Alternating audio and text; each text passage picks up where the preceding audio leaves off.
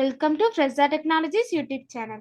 In this video, we are going to see how to view AP outstanding with sale invoice outstanding and actual profit in the Fresa application. Initially, we have to log into Fresa application.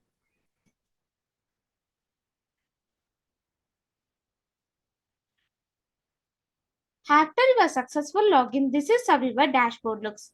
Now, go to the Accounts module. Here, we have to click on the AP menu under the Accounts module. Then we have to select the AP outstanding details option. On this AP outstanding voucher-wise details page, we have to enter the required details.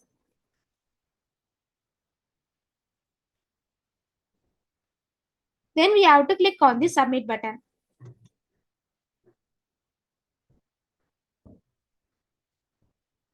Now the AP outstanding voucher-wise details will be displayed on the screen. Here we can see the AP outstanding with sale invoice outstanding and actual profit option. Now we have to click on the AP outstanding with sale invoice outstanding and actual profit option. After clicking this option, the AP outstanding with sale invoice outstanding and actual profit option details page will be displayed on the screen.